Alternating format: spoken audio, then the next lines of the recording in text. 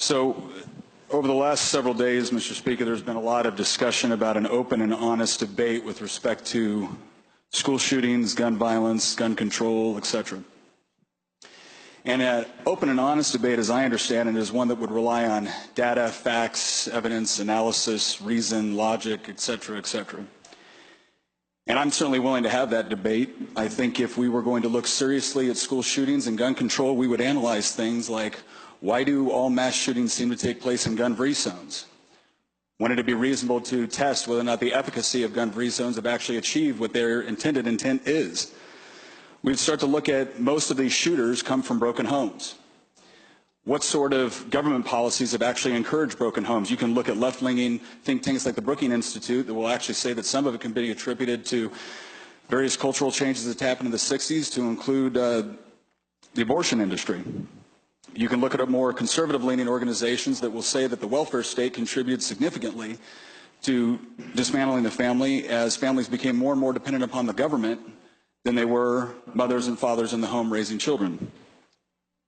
We could look at various status with those areas within the United States and around the world that have strict gun control measures and what their crime rates look like, whether it's Chicago, New York City, Washington, D.C., and others that have incredibly strict gun laws, and yet for some reason it hasn't seemed to stop the gun violence in those particular areas.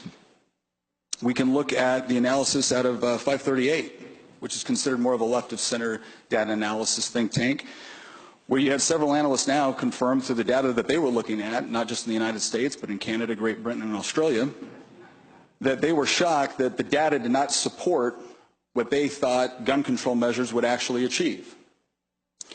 We can look at the number of cases within the United States where a gun has been used for self-defense. Estimates range everywhere from 100,000 uses to over close to 1 million uses within the United States. Now, some organizations and some reporters only want to report on the ones where a gun was used and it actually resulted in the death or maiming of the perpetrator. But if you look at the ones where the gun was used and the mere presence of the firearm actually dissuaded a criminal from committing an act of violence, an act of rape, an act of murder, the number shoots up, it skyrockets. So when people on this side talk about the importance of the Second Amendment, please understand it's not just some base philosophical conviction that we all have.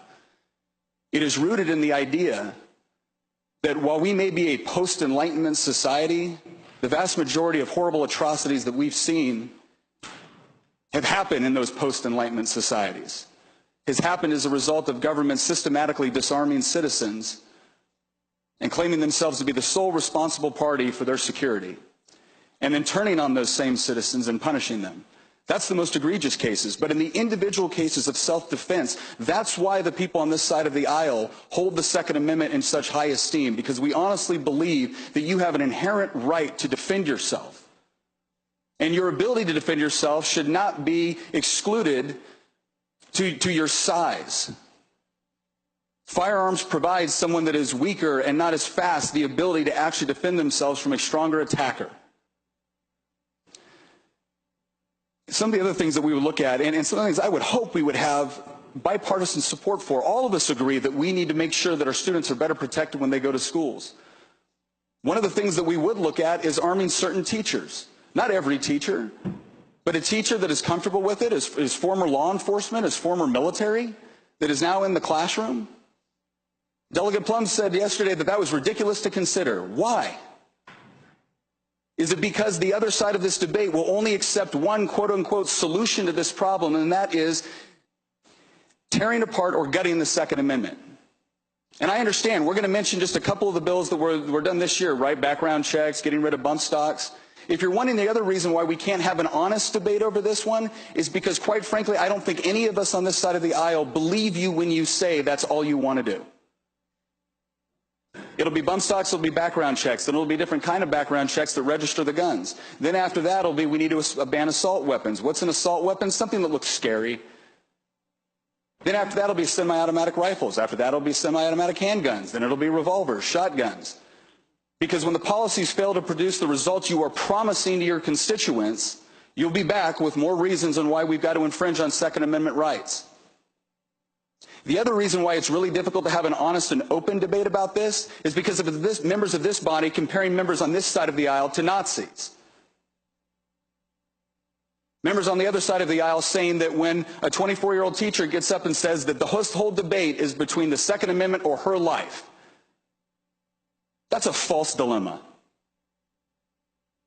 And quite frankly, one of the ones that I found the most offensive, along with being compared to Nazis, was being compared to segregationists. I just want to remind everyone someone very quickly. It was not our party that supported slavery, that fought women's suffrage, that rounded up tens of thousands of Asian Americans and put them in concentration camps, that supported Jim Crow, that supported segregation, or supported mass resistance. That wasn't our party. That was the Democrat Party. Now, I'm thrilled that Democrats no longer believe that, and I don't believe that a single current member of this body who is a Democrat ever believe those things, but I would really appreciate it if every time you want to make a powerful point, you don't project the sins, the atrocities, and the injustices that the Democratic Party perpetrated on others onto us. So if we want to have an open and honest debate, I am all for that. Let's do that. But it does start with a certain degree of mutual respect. It starts with a certain degree of not assuming that the only reason why we believe in the Second Amendment is because the NRA paid us off. Well, if that's the sort of logic you want to use, why don't you go take a look at how much money the NRA spends and how much money Planned Parenthood spends? Because when I get up here and I talk about abortion, I don't assume that you're all bought and paid for by Planned Parenthood. I don't assume you're horrible people because I disagree with you on a policy position. I assume you have deep convictions and that we can have an argument and a debate about it. But if you're not willing to reciprocate that level of respect, well, don't be surprised when it becomes more difficult to talk about these things.